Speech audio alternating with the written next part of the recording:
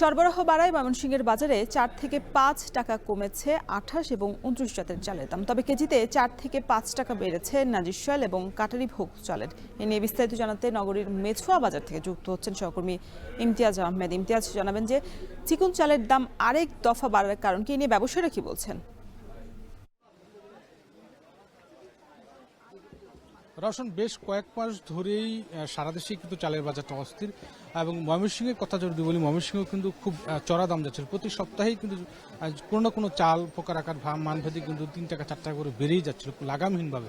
তবে এ সপ্তাহে এসে একটু স্বস্তির বিষয় সেটি হলো যে 28 এবং 29 প্রজাতির চাল 4 থেকে 5 টাকা কেজিতে কমেছে। সবচেয়ে বেশি ভাতের জন্য আসলে খেয়ে থাকে ময়মনসিংহবাসী 28 এবং 29 প্রজাতির যে চালগুলো। বিভিন্ন যে উপজেলা রয়েছে, গৌরীপুর, নান্দাইল, এছাড়া বিভিন্ন ফুলবাড়িয়া সহ বিভিন্ন যে জেলা রয়েছে, কিশোরগঞ্জ, শেরপুর, নেত্রকোনা, জামালপুর, প্রচুর আসলে এই প্রজাতির ধানগুলো উৎপাদন হয়।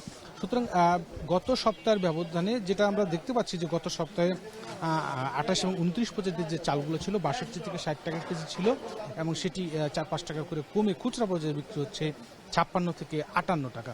তবে চিকন চাল যেগুলো, বিশেষ করে কাটারি ভোগ এবং নাজির শাইল চাল, যেগুলো আসলে রান্নার জন্য যারা নিয়ে থাকেন তাদেরকে আবার একটু 4-5 টাকা করে গত সপ্তাহের ব্যবধানে বেশি গুনতে হচ্ছে। আপনি জানেন যে ভারত থেকে যে কাটারি ভোগ বা নাজির শাইল চালগুলো আমদানি করা হতো, সেগুলো বন্ধ থাকার কারণে কিন্তু যে দেশীয় যে নাজির শাইলগুলো রয়েছে, বিশেষ করে ঠাকুরগাঁও এবং আমাদের যে গৌরীপুর অঞ্চল, তারাকান্দা, ফুলপুরে থেকে যে চালগুলো বিভিন্ন কল থেকে যে চালকল থেকে যে উৎপাদন করা হয়, সেগুলো কিন্তু সরবরাহটা কিছুটা ঘাটতি থাকার কারণে দেখা গেছে যে সেগুলোতে আবার চিকন চাল যেগুলো নাজির শাইল এবং কাটারি ভোগ চালে কিন্তু 4-5 টাকা করে আবার বেড়েছে। যেমন গত সপ্তাহে আপনার নাজির শাইল এবং কাটারি ভোগ 70 থেকে 78 টাকা কেজি ছিল খুচরা পর্যায়ে এবং সেটি এই সপ্তাহে বিক্রি হচ্ছে আরও 3-4 টাকা করে বেড়েছে খুচরা পর্যায়ে 76 থেকে 80 টাকা পর্যন্ত। এবং যেটা আরেকটা বিষয় সেটি হলো যে যেহেতু আমনের মৌসুম আসছে, যে বিভিন্ন উপজেলাগুলো থেকে কয়েক মাস আগেও কিন্তু ধানের দাম বৃদ্ধি ছিল।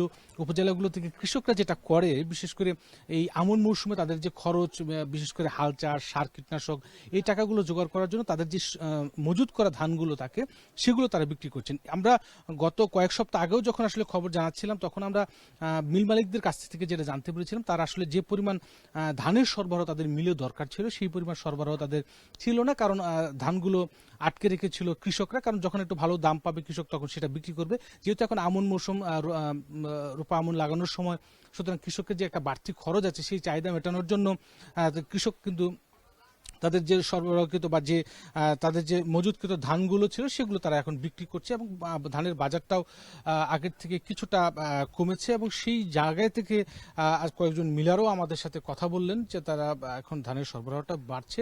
সুতরাং 28-29 প্রজাতির যে ধানগুলো সেগুলো তারা প্রচুর সরবরাহ করছেন এবং চিকন যে ধানগুলো বিশেষ করে সেগুলো একটু কম রয়েছে, যার কারণে তাদেরকে ক্ষেত্রে আসলে দামটাও একটু বেশি গুনতে হচ্ছে। সব মিলিয়ে এই ছিল ময়মনসিংহ থেকে চালের বাজারের সর্বশেষ খবর আমার কাছে। রওশন, ফেনীর বাজারে সরবরাহ কমেছে দেশীয় ফলের। 10 দিনের ব্যবধানে প্রতি কেজি আমের দাম বেড়েছে 40 থেকে 50 টাকা পর্যন্ত।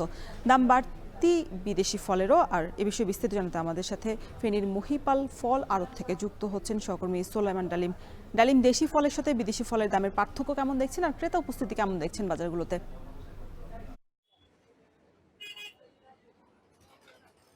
রোশন, ফেনীতে যে আমরা এখন যে স্থানটিতে আছি, এটি ফেনী নোয়াখালী সড়কের পাশে যে মহিপালের ফলের আড়ত রয়েছে। এই ফলের আড়তটিতে এখানে দেশি এবং বিদেশি দু ধরনের ফলই কিন্তু বিক্রি হয়। আমরা আজকের বাজারে এসে যেটি দেখেছি যে দেশীয় ফল কিন্তু গত এক সপ্তাহ এবং 10 দিনের ব্যবধানে দেশীয় ফলের সরবরাহ কমেছে অনেকটাই। বাজারে আমরা যেটি দেখেছি যে গত এক সপ্তাহ আগেও বাজারে আম্রপালি, গোপালভোগ সহ বিভিন্ন প্রজাতির আম দেখলেও কিন্তু আজকের বাজারে আমের সরবরাহ খুব কমে গেছে। বাড়িফোর এবং ফজলি সহ আশিনি সহ কয়েক প্রজাতির আম থাকলেও আমের যে দাম সেটি কিন্তু গত সপ্তাহের ব্যবধানে কিন্তু 30 থেকে 40 টাকা, ক্ষেত্র বিশেষে 50 থেকে 60 টাকাও বেড়েছে। আজকের বাজারে আমরা যেটি দেখেছি যে বাড়িফোর আম বিক্রি হচ্ছে যে 180 টাকায়, যেটি গত সপ্তাহে বিক্রি হচ্ছে 120 থেকে 130 টাকার মধ্যে। এছাড়াও আম্রপালি বিক্রি হচ্ছে কেজি প্রতি 200 টাকা। এছাড়াও আশিনি এবং ফজলি আম বিক্রি হচ্ছে যে 140 থেকে 150 টাকার মধ্যে। বিক্রেতারা যেটি বলছেন যে বছরের এই সময়ে এসে কিন্তু বাজারে আমের যে সরবরাহ সেটি কমেছে, যার ফলশ্রুতিতে দাম বেড়েছে। অপরদিকে দেশীয় ফল যে কাঁঠাল এবং আনারস সেটি সরবরাহ কমেছে। গত সপ্তাহে যেসব কাঁঠাল 150 থেকে 200 টাকা বিক্রি হতো, আজকে সেসব কাঁঠাল 300 থেকে 350 টাকার মধ্যে বিক্রি হয়েছে।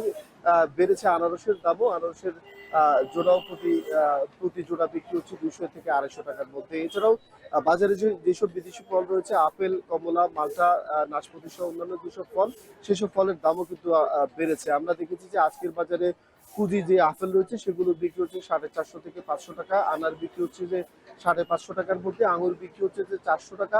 এছাড়াও নাশপাতি বিক্রি হচ্ছে যে 450 টাকা। সব মিলিয়ে বিদেশি ফলের যে দাম সেটি কিন্তু আমরা দেখেছি যে বাজারে 350 থেকে 500 এবং 550 টাকার মধ্যে বিক্রি হচ্ছে, যে 350 টাকার কমে কিন্তু কোনো ধরনের বিদেশি ফল কিন্তু বাজারে নেই। বিক্রেতারা আমাদেরকে যেমনটি বলেছেন যে দেশীয় ফলেরও দাম বেড়েছে, অপরদিকে বিদেশি ফলের যে সরবরাহ সেটিও বাজারে কম রয়েছে, যার ফলশ্রুতিতে বিদেশি ফলের দামও বেশি। আমরা কথা বলেছি কয়েকজন ক্রেতার সাথে এবং ভোক্তার সাথে। তারা যেটি বলেছেন যে গত 2 সপ্তাহ আগেও বাজারে যে ফলের যে দামের স্থিতিশীল অবস্থা ছিল, কম ছিল, সেই অবস্থা এখন অনেকটা অস্থিতিশীল এবং বাজারে ফলের দাম অনেকটা তাদের ক্রয় ক্ষমতার বাইরে চলে গেছে বলে ক্রেতারা আমাদেরকে বলছেন। ক্রেতারা বলছেন যে এই যে পরিস্থিতি, ফলের যে দাম সেটি কিন্তু ক্রমাগত লাগামহীন হয়ে পড়ছে। এই পরিস্থিতিতে এই ভ্রাম্যমাণ আদালত এবং জেলা প্রশাসন যদি ব্যবস্থা গ্রহণ করে, তাহলে কিন্তু